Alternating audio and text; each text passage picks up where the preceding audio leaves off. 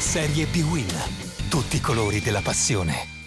Il posticipo del 26esimo turno di Serie B-Win è un match di lusso, ovvero è il derby piemontese Novara-Torino. La squadra di Tessera caccia di 3 punti per agganciare in vetta all'Atalanta. L'Erda invece si gioca al futuro e per questo insegue il primo successo del 2011.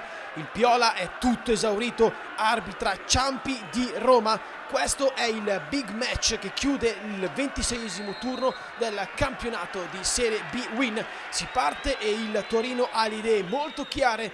Parte velocissimo Lazarevic sulla destra, dopo 30 secondi punta Ludi, va sul destro e questa volta Uicani deve metterci la mano per deviare in calcio d'angolo dal seguente corner. Altra occasione per il Torino, cross di Garofalo, testa di Ogbonna e palla alta sulla traversa. Il Torino piace di più, ma al minuto 23 va in scena il film dell'orrore della difesa del Torino. Pratali e Ogbonna si fanno soffiare la sfera da Bertani, che entra in area, destro e violento. Rubinho sbatte sui piedi di Garofalo e poi non riesce a trattenere la palla ed è auto a rete. Il Novara passa in vantaggio dopo 23 minuti di gioco al primo affondo e alla prima incertezza del Torino. Decisivo qui la ribattuta su Garofalo, prepotente il destro di Bertani che Rubinho non riesce a trattenere.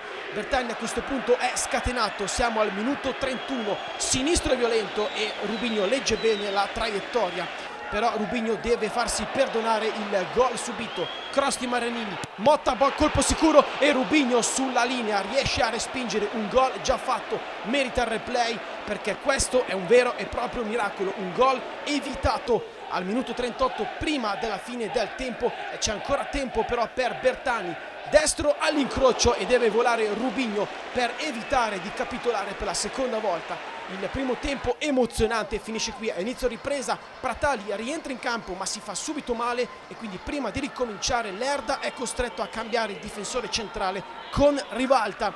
Parte ancora meglio il Torino rispetto al Novara, così come era successo nella prima frazione.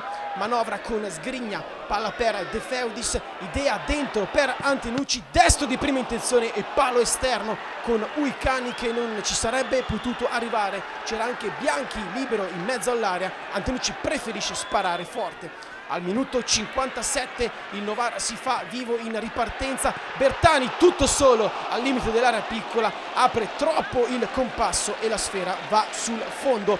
Ci spostiamo al minuto 68, punizione di Sgrigna, palla dentro per D'Ambrosio, girata, leggera deviazione e la sfera finisce in calcio d'angolo. Il Novara ancora ripartenza, questa volta Morganella sulla destra, diagonale che sfila sul fondo. Il Torino alza il ritmo, arriva a giocare con 5 attaccanti. Minuto 79, colpo di testa di Dionisi che si alza sulla traversa. Il giro era quello buono, la sfera però prende la strada sbagliata. Minuto 83, Gonzales prova la giocata d'autore, pallonetto in corsa. Sul fondo la sfera non era assolutamente facile, il finale è tutto del Torino. Minuto 87, Dionisi prova a far girare la palla, ma Uicani si distende e tiene bene la sfera. La grande occasione del Toro arriva al minuto 91, palla nel cuore dell'area, traversa in controbalzo di Antenucci. Le speranze e i sogni del Torino si infrangono su questa traversa, il Toro perde 1-0 a Novara e resta invischiato nel gruppone delle pretendenti ai playoff.